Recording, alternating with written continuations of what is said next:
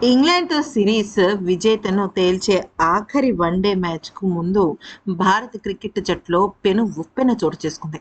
అసలు నిజం చెప్పాలి అంటే ఇదొక అసలు అర్థం కాని పరిస్థితి అని చెప్పుకోవాలి.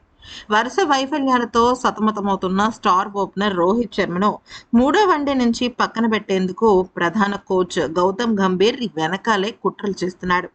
అయితే నిజానికి ఇప్పుడు ఉన్న జట్టును కనుక గమనిస్తే శుభ్మన్ గిల్, ఇషాన్ కిషన్, శ్రేయస్ అయ్యర్, శివం దుబే ఇలాగ ప్రతి ఒక్కళ్ళు కూడా యువ ఆటగాడే. ఎవరైనా సీనియర్లు ఉన్నారంటే అది ఇద్దరే. ఒకటి కోహ్లీ, 2 రోహిత్. అది కూడా వన్‌డేల్లో మాత్రమే జరుగుతుంది. అయితే ఇక ఇప్పుడు రోహిత్ శర్మని 2027 వరల్డ్ కప్ వరకు తీసుకువెళ్ళనివ్వకుండా ముందుగానే వన్‌డేల క్రికెట్ నుంచి రిటైర్మెంట్ ప్రకటించాలంటూ ఫోర్స్ చేస్తున్నట్టు తెలుస్తోంది. దానికి సంబంధించి రోహిత్ అస్సలంటే అస్సలు ఒప్పుకోలేదు.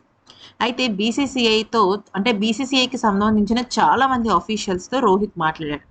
కానీ ప్రతి ఒక్కరు కూడా ముఖ్యంగా రోహిత్ శర్మ ఈ లాస్ట్ మ్యాచ్ ఏదైతే లార్డ్స్ వేదికగా జరగబోతుందో అది కూడా ఆడనివ్వకుండానే రిటైర్మెంట్ అర్జెంట్‌గా ప్రకటించాలని ఒత్తిడి తీసుకురావడం జరుగుతుంది. ఇరు జట్లు ఒక్క విజయంతో సమంగా ఉన్నారు తరుణంలో వచ్చే 2027 వరల్డ్ కప్‌ని దృష్టిలో ఉంచుకుని భారత జట్టు యాజమాన్యం ఇప్పటి నుంచే విభిన్న కాంబినేషన్‌లు పరీక్షించాలన్న గట్టి పట్టుదలతో ఉండడంతోనే రోహిత్ శర్మకు విశ్రాంతినిచ్చేసేసి ఇక యువ ఆటగాళ్లకు అవకాశం కల్పించాలని చూస్తోంది. మూడో వన్‌డే మ్యాచ్‌లోనే ఇలా ఆలోచిస్తోంది అంటే 2027 వరల్డ్ కప్‌కి ఎందుకని రోహిత్ శర్మని ఇంకా కంటిన్యూ చేస్తారు? అందుకనే ఇప్పటికే అర్ధరాత్రి రహస్యంగా వీళ్ళ ముగ్గురితో పాటుగా ఇంకొంతమంది బీసీసీఐ అలాగే భారత జట్టులో ఉన్న కొంతమంది కీలకమైన ఆటగాళ్లతో మీటింగ్ అయితే జరిగిందట. అయితే సిరీస్ ప్రారంభానికి ముందే భారత కెప్టెన్ అయిన గిల్ జట్టులో ఆటగాళ్ల ప్రయోగం గురించి కీలకమైన సందేశాలనిచ్చాడు.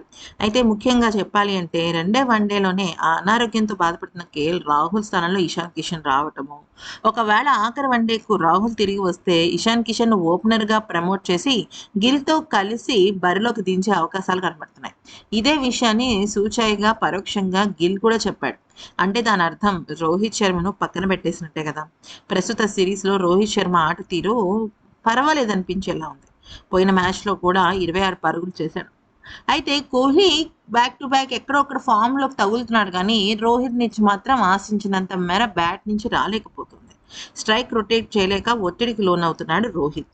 మొదటి వన్‌డేలో 11 పరుగులు చేయగా, ఇక తను శామ్ కరణ్ బౌలింగ్‌లో ఔట్ అయ్యాడు.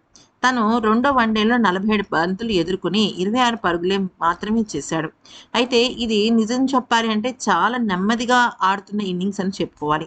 ఇక 2026లో నిలకడలేని ప్రదర్శన రోహిత్‌కు ఇదయింది. అయితే ఇక్కడ మనం గమనించాల్సిన విషయం ఏంటంటే, వన్‌డే సిరీస్‌లనేవి ఎక్కువగా జరగటం లేదు. అయితే యువ ఆటగాళ్ళలో కూడా గంభీర్ కొంతమందిని మాత్రమే టీ20కి మరికొంతమందిని వన్‌డేలకి విభజించేశాడు.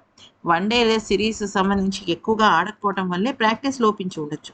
దీన్ని అనువుగా పెట్టుకుని ఎలాగైనా రోహిత్ శర్మను రిటైర్ చేసేయాలని, అది కూడా లార్డ్స్ వేదికగానే జరగాలని చాలా ప్రెషర్ తీసుకొస్తున్నాడు గౌతమ్ గంభీర్.